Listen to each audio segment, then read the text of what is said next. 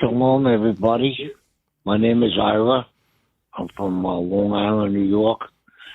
And before I go on with my question, I just want to say thank you to both of you.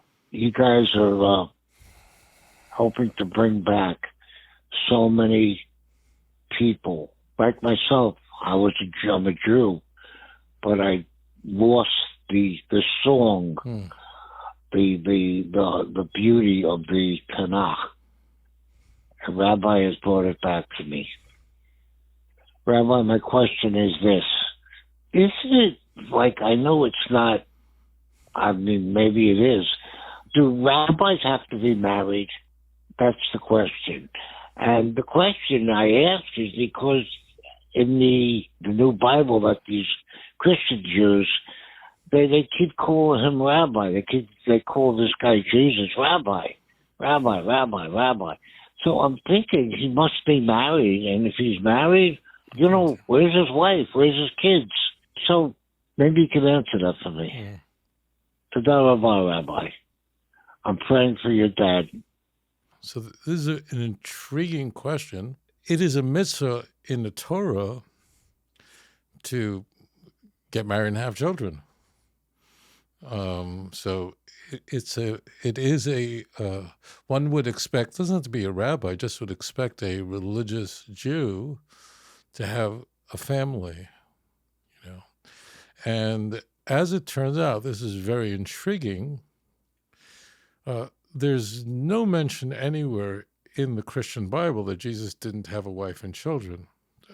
Although Christians and even non-Christians just presume that he never had a wife and children. So I think it's just part of the Christian culture that, well, of course he didn't have a wife, of course he didn't have kids. And what's striking is that if Christians were to discover, hypothetically, that Jesus was married and had children, it would sort of blow up the whole religion. And you're going, well, why would that be? Because Christians view their saints as celibate. And that's a virtue in the Christian Bible. It's most famously expressed, celibacy is most famously expressed as a virtue by Paul in 1 Corinthians chapter 7. And Paul claims to have been celibate and encourage others to be like him if they can. So Paul, in 1 Corinthians 7, that's like an indisputed letter of Paul. He says it's best if you can just be like me. If your passions are as such, then it's better to be married than to burn. He definitely holds that not being married is a virtue, which is completely not Jewish. As the Torah says, in fact, it comes up very quickly in the Torah that you should, as a command, to be fruitful and multiply and fill the world. It's open mitzvah. Moreover, in Tanakh, we are told that the Mashiach himself is going to have a family, going to have children. And you'll find that at the end of the book of Ezekiel, exactly where you would expect to find it. The last section of the entire book of Ezekiel is messianic, is about the messianic age. That's how Ezekiel ends. I mean, explosive chapters from 34 all the way through 48. And there's much more messianic stuff going on in Yechezkel, but this is just unparalleled passages. And the prince who is mentioned, enumerated, he's the Mashiach, enumerated, I think it's 21 times in this section alone. He's called the Nasi. One of the things I've shared with you in the past is that although the word Mashiach appears in Tanakh 39 times in the Hebrew, it's never referring to who we call the Mashiach. It's referring to a number of people, usually priests. The word appears in Leviticus more frequently because it's referring to Kohanim, to priests like myself. But Yechezkel refers to the Mashiach as the Nasi. That's very important. See Ezekiel 34, and also go to Ezekiel chapter 37, Valley of Dry Bones, and specifically verse 24 and 25. That's the Mashiach. He's called David. He's the Nasi He's the prince. All Christians hold that Ezekiel 37, 24, and 25 states Nasi. It reads in all the Christian translations as prince, and that's how Mashiach is discussed throughout. And the key part that we're very curious about, that is directly germane to your question, is Ezekiel chapter 47, chapter 46, verse 16 and 17. So there you have the children of the Mashiach being discussed. The context is inheritance, okay? So the Mashiach is definitely going to be a married person. And then we get into the weird part about what's the deal with Jesus. So there's no mention of Jesus not having a wife and children, and it's just people assume that was the case. It's not just that fundamentalist Christians assume that he wasn't married, had children. It just seems to be just people just assume that's the case. The only source for that is Matthew 19. It's not like Jesus says, I don't have a wife and children, or anything like that. But in Matthew 19, verses 10, 11, so Jesus, there we are told, I don't believe the historical Jesus said this, that he extols the virtue of not being married, of being a eunuch, whether you make yourself that way or through natural reasons you're not having children, that is virtuous. So it's something very odd that there's virtue in not getting married, intrinsic virtue in it. So this is problematic. It's much more explicit, as I said, in 1 Corinthians chapter 7. It's not the only place. So Paul definitely did not have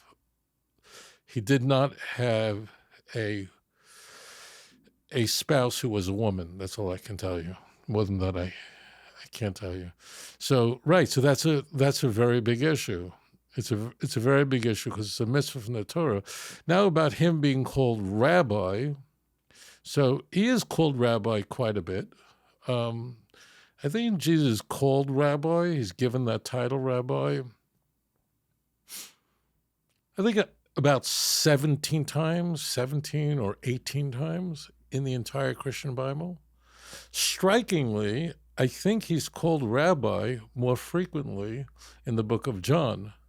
In a way, the least, this is going to be misunderstood, but the least Jewish of the Gospels, in a sense, means the most highly developed of the Gospels.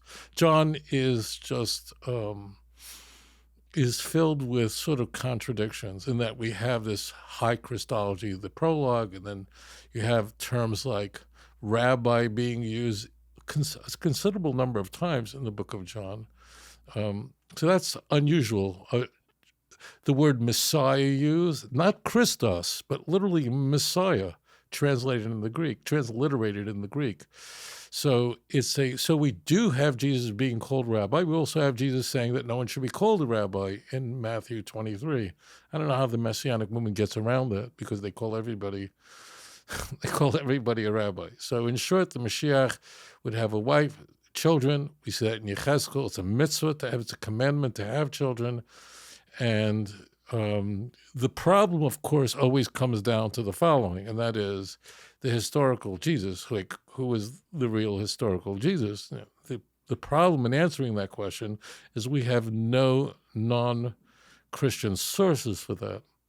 So, but certainly the church came to believe that Jesus was never married and certainly never had children. That would be completely, utterly incompatible with the image of Jesus, or that, and that's why the notion that Mary, who Roman Catholics celebrate and the Orthodox, the Roman Catholics venerate and the Orthodox do as well.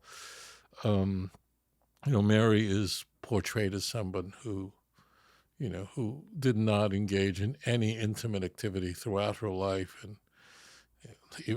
Anyways, it goes on and on, right? So none of this is compatible with Tanakh at all. It is compatible with Gnostic ideas, Manichaeist ideas that would sort of cook. Augustine famously comes from the world of Manichaeism, a complete separation from the pleasures of this world. So that's where the New Testament finds itself theologically, culturally, not in Jerusalem. Anyways, thank you for your question. If you enjoyed this program, please like and subscribe. אדון עולם אשר מלך בטרם כל יציר נברא ועת נעשה בחפצו כל אזי מלך שמו נקרא ואחרי ככלות הכל לבדו ימלוך נורא והוא היה והוא עובד